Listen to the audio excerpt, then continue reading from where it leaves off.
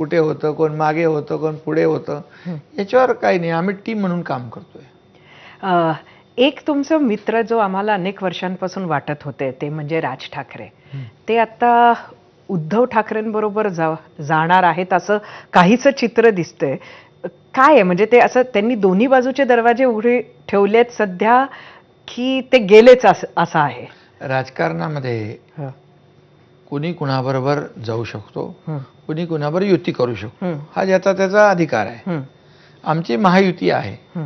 महायुती आम्ही लोकसभा जिंकली, महायुतीने विधानसभा जिंकली, महायुती स्थानिक स्वराज्य संस्था जिंकणार एवढं मला माहित आहे. राज ठाकरे आणि उद्धव ठाकरे एकत्र आले तर मुंबईचं काय होणार? मुंबई महापालिका देखील महायुती जिंकणार, कारण मुंबईमध्ये आमचं सरकार आल्यानंतर, मी मुख्यमंत्री झाल्यानंतर, मी देवेंद्रजी सुरुवातीला आम्ही जे निर्णय घेतले मुंबईसाठी, हे निर्णय आतापर्यंत कुणी घेतले नाहीत.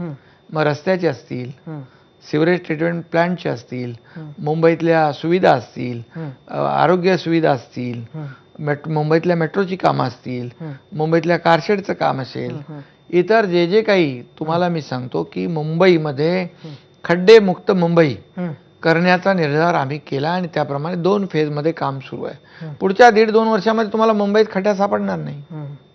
हे काम अगोदर व्हायला पाहिजे होतं. सिवरेज ट्रीटमेंट प्लांट नाही आहेत.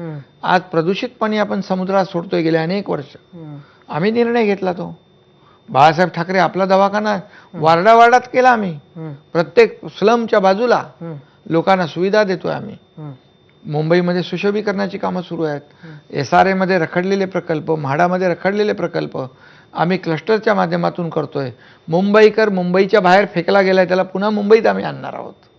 मुंबई ही आर्थिक राजधानी आहे आणि मुंबई हे जगातले लोक मुंबईमध्ये येतात आणि म्हणून या मुंबईसाठी देखील आदरणीय प्रधानमंत्री महोदय देखील आम्हाला मदत करतायत. ते देखील या राज्याच्या पाठीशी आहेत आणि त्यांच्या प्रत्येक अर्थसंकल्पामध्ये महाराष्ट्राला भरभरून मदत त्यांनी केलेली आहे. आणि त्यामुळे मुंबईकरांना माहीत आहे की आपलं सरकार आल्यानंतर काय काय सुरू झालं आणि काय काय बंद होतं. इतके वर्ष केलं पाहिजे होतं ते का केलं नाही.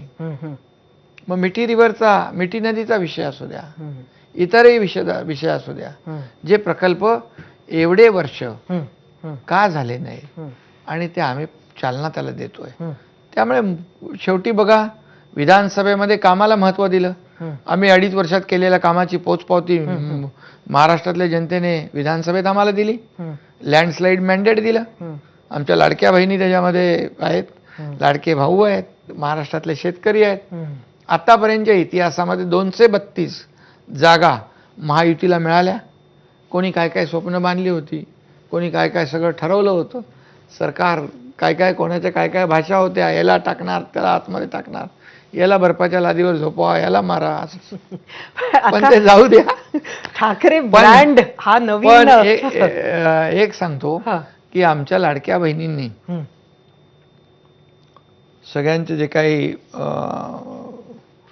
बुकिंग आणि सगळे काय काय केलं होतं ते मात्र मोडीत काढलं. ठाकरे ब्रँड हा एक नवीन कॉन्सेप्ट आहे सध्या आणि इतक्या वर्षानंतर दोन्ही भाऊ जर एकत्र येणार असतील तर मुंबईच्या निकालात त्याचा परिणाम नाही. बघा, आनंद आहे, चांगला आहे. कुटुंब, परिवार, भाऊ सगळे म्हणजे एकत्र आले तर चांगलंच आहे ना. पण राजकारण ठीक आहे ना. राजकारण मी सांगितलं ना, राजकारण राजकारणाच्या जागेवर.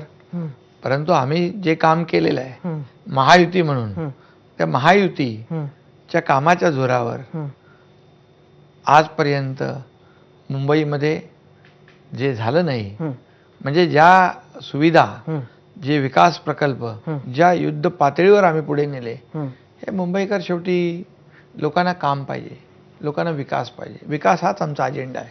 पण महायुती तरी महायुती म्हणून महापालिका निवडणुका लढणार आहे का? मुंबईचं ठीक आहे, बाकीच्या ठिकाणी महायुती म्हणून आम्ही